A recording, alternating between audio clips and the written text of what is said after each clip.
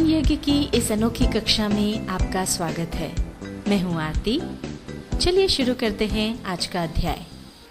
Tally ERP 9 के इस अध्याय में हम सीखेंगे एक्सेप्शन रिपोर्ट्स के अंतर्गत नेगेटिव स्टॉक, नेगेटिव लेजर्स और ईमेल आईडीज देखना।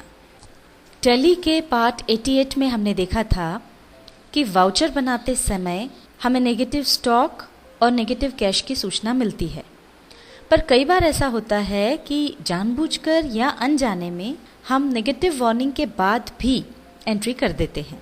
अब इस तरह की नेगेटिव एंट्री को हम किस तरह से देखें, कहाँ जाकर के देखें, ये समझने के लिए हम देखते हैं एक उदाहरण। सबसे पहले हम एक इस तरह की एंट्री करके देखते हैं। एंट्री करने के लिए हम जाएंगे अकाउंटिंग वाउचर्स पर। यहाँ पर सेल्स वाउचर ऑलरेडी खुला हुआ है। अगर नहीं खुला हो तो F8 से आप सेल्स वाउचर ला सकते हैं। अब मान लीजिए हमने रेड चिली पाउडर बेचा 55 किलो, उसकी एंट्री हम यहाँ पर कर लेंगे। सबसे पहले यहाँ पर पार्टीज अकाउंट नेम हमने ले लिया, कस्टमर A। सेल्स लेजर में सेल्स अकाउंट आ जाएगा और अब यहाँ पर आ जाएगा आइटम का नाम रेड चिली पाउडर। अब ये देखिए, ये 50 kg है हमारे पास और मान लीजिए हमने 55 kg बेच दिया। क्वांटिटी हमने ले ली 55 kg। अब ये देखिए, जैसे ही हम आगे बढ़ने के लिए एंटर प्रेस करते हैं तो ये यहाँ पर वार्निंग आ जाती है नेगेटिव स्टॉक। मतलब 50 किलो केवल हमारे पास स्टॉक है और हम 55 kg बेच रहे हैं, तो ये -5 हो गया नेगेटिव स्टॉक। इसके बावजूद अगर हम जारी रखना चाहते हैं एंट्री करना तो वो हम कर सकते हैं। ये हम आगे आ गए, 70 रुपये पर kg के हिसाब से हमने ये बेच दिया है। यहाँ पर नरेशन लिख दिया, being good sold on credit. Enter press करके इस एंट्री को एक्सेप्ट कर लेंगे। तो अब ये हमने नेगेटिव स्टॉक पर एक एंट्री कर ली है। मान लीजिए इसी तरह से हमने एक दो एंट्रीज और कर ली हैं और अब हम अगर स्टॉक की स्थिति देखना चाहते हैं तो जाहिर है हम जाएंगे स्टॉक समरी में। इसके लिए पहले यहाँ से बाहर हो जाते हैं एस्केप की दबा करके और अब हम पहले जाएंगे यहाँ स्टॉक समरी में। अब ये देखिए, स्टॉक समरी में यहाँ पर जब हम देखते हैं तो जो भी आइटम्स हैं उनकी स्थिति हमको पता चल रही है। तो यहाँ हम देख सकते हैं रेड चिली पाउडर जो है ये नेगेटिव स्टॉक है और सॉल्ट का जो है वो भी नेगेटिव स्टॉक है। पर अब ये तो केवल 6-7 आइटम्स हैं तो हम आसानी से यहाँ पर देख पा रहे हैं। पर अगर ये लिस्ट लंबी होती, अगर हमारे पास 101 आइटम्स हैं, ऐसे में फिर नेगेटिव स्टॉक किसका है वो ढूंढ पाना थोड़ा सा मुश्किल काम है। आपको फिर वो एक एक आइटम देखना पड़ेगा। पर अगर हम चाहते हैं कि जो भी हमारा नेगेटिव स्टॉक है वो हमको अलग से दिख जाए, तो उसके लिए हम एक्सेप्शन रिपोर्ट्स के अंतर्गत नेगेटिव स्टॉक में जाएंगे। यहाँ से हम पहले बाहर निकल जाएंगे स्किप की दबाते हुए। ये गेटवे ऑफ टैली पर हम आ गए। यहाँ से हम जाएंगे डिस्प्ले पर और अब यहाँ से हम जाएंगे एक्सेप्शन रिपोर्ट्स पर। एक्सेप्शन रिपोर्ट्स में सबसे ऊपर है नेगेटिव स्टॉक। नेगेटिव स्टॉक में हम जब जाएंगे यहाँ पर हमको केवल वही स्टॉक दिखाई देगा जो नेगेटिव है। तो यहाँ बड़ी आसानी से आपको पता चल जाएगा कि कौन सा स्टॉक आपका नेगेटिव में है। ये रेड चिली पाउडर और सॉल्ट ये दोनों नेगेटिव स्टॉक में है। इस तरह से आप नेगेटिव स्टॉक की जानकारी ले सकते हैं। अब यहाँ से हम बाहर हो जाएंगे। हाँ, स्केप की दबाते हुए हम ये एक पीछे वाली विंडो पर आ गए हैं। ये यहाँ पर आप देख सकते हैं एक्सेप्शन रिपोर्ट्स पर हम आ गए। अभी हमने नेगेटिव स्टॉक देखा। इसके नीचे एक ऑप्शन है नेगेटिव लेजर्स। नेगेटिव लेजर्स के अंतर्गत वो एंट्रीज आती हैं जो अपने खातों के नेचर के विपरीत हों। जैसे कि एक सप्लायर को अधिक पेमेंट करना और एक कस्टमर से अधिक पैसे आना, ये दोनों ही खातों के नेचर के विपरीत हैं। प्रायः हमको सप्लायर को हमेशा पैसा देना बाकी होता है, पर मान लीजिए हमको सप्लायर को कुछ पेमेंट देना था, उस पेमेंट के साथ साथ ही हमने कुछ एडवांस पेमेंट कर दिया है, तो हमारा सप्लायर के पास कुछ पैसा जमा हो गया है। इसी तरह से कस्टमर से हमको हमेशा पैसा लेना होता है, पर मान लीजिए उसने हमको एडवांस में कुछ पेमेंट कर दिया है और अब हमको उसको देना है, तो ये दोनों ही चीज़ें खातों के नेचर के विपरीत हैं। ऐसी एंट्रीज को हम नेगेटिव लेजर्स में जाकर के देख सकते हैं। तो आइए इसको हम उदाहरण से समझते हैं। पहले हम देखते हैं एक एंट्री। स्केप की दबा करके बाहर हम आ जाएंगे। एंट्री के लिए हम जाएंगे अकाउंटिंग वाउचर्स पर। मान लीजिए हमने सप्लायर ई से 6,000 रुपये का माल खरीदा था, अब हम उसको पेमेंट कर रहे हैं और 6,000 की बजाय हम उसको 10,000 रुपये का पेमेंट कर रहे हैं। तब उसकी एंट्री होगी पेमेंट वाउचर में।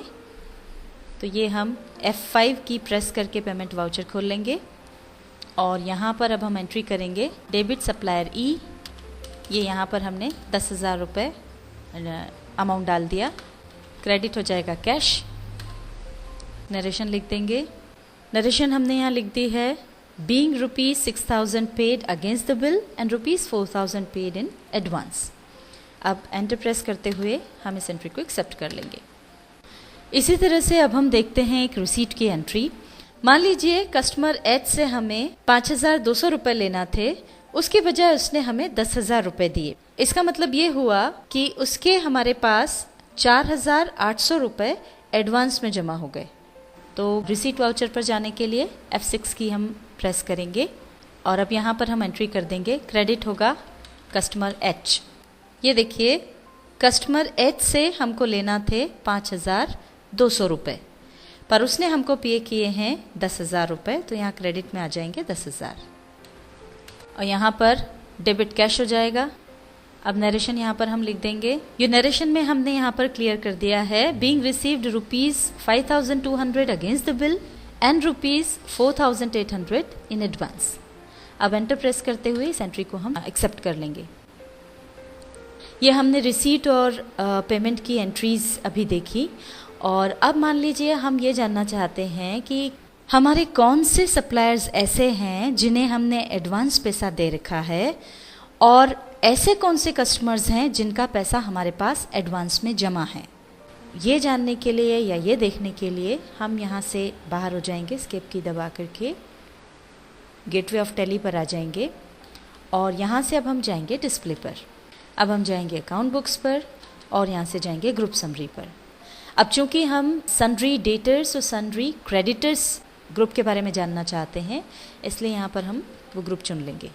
मान लीजिए हमने चुना सन्ड्री क्रेडिटर्स, तो यहाँ पर देखिए ये सारे जो हमारे क्रेडिटर्स हैं उसकी लिस्ट आ गई और यहाँ पर ये वो सब अमाउंट है जो हमको उन्हें देना है और ये क्रेडिट साइड में आता है। यहाँ पर ध्यान रखें सन्ड्री क्रेडिटर्स यानी सप्लायर्स के बैलेंस प्राय क्रेडिट में होते हैं और ये इनका नेचर है। पर यहाँ पर ये देखिए 4,000 रुपये जो हैं वो डेबिट साइड में हैं, क्योंकि ये वो एंट्री है जो हमने एडवांस पेमेंट कर दिया। ये सप्लायर ई को हमको 6,000 रुपये देने थे पर हमने उसको 10,000 रुपये दिए, इसलिए ये जो 4,000 रुपीज़ का अमाउंट है ये आ गया है डेबिट साइड में। इसी तरह से हम सन्ड्री डेटर्स के बारे में जानना चाहते हैं, तो एस्केप की दबा करके हम वापस पीछे वाली विंडो पर आ जाएंगे। यहाँ से हम चुनेंगे सन्ड्री डेटर्स। ये सारे सन्ड्री डेटर्स की लिस्ट आ गई है, इनसे हमको ये अमाउंट लेना है। यहाँ पर ये ध्यान रखें कि सन्ड्री डेटर्स यानी कस्टमर्स के बैलेंस प्राय डेबिट में होते हैं और ये उनका नेचर है। पर कस्टमर ई और कस्टमर एच जो हैं वो हमको एडवांस पेमेंट कर चुके हैं, इसलिए ये दोनों अमाउंट्स जो हैं ये हमारे पास एडवांस में आ गई हैं, तो ये क्रेडिट साइड में है और बाकी जो अमाउंट हमको अभी लेना है वो सब इधर डेबिट साइड में है। अब यहाँ पर हमारे पास चूँकि कुछ ही कस्टमर्स की लिस्ट है, इसलिए यहाँ पर हमको दिक्कत नहीं है, हम बड़े आराम से देख सकते हैं कि किसका एडवांस पेमेंट आ गया है या किसको हमने एडवांस पेमेंट कर दिया है। पर अगर ये लिस्ट काफ़ी लंबी हो, अगर इसमें 100 नाम हो, तो हमारे लिए जानना मुश्किल पड़ेगा। हमको एक एक जो बैलेंस है एक एक पार्टी का वो ध्यान से देखना पड़ेगा। और अगर हम चाहते हैं कि एक साथ हमको जो भी एडवांस पेमेंट हमने किया है या जो एडवांस पेमेंट हमको मिल गया है वो हमको एक साथ एक जगह दिख जाए, तो उसके लिए हमको जाना होगा नेगेटिव लेजर में। एस्केप की दबाते हुए यहाँ से बाहर निकलेंगे। गेटवे ऑफ टैली में अब हम जाएंगे डिस्प्ले पर। यहाँ से हम जाएंगे एक्सेप्शन रिपोर्ट्स पर। एक्सेप्शन रिपोर्ट्स में नेगेटिव स्टॉक के नीचे है नेगेटिव लेजर्स, इसमें हम जाएंगे।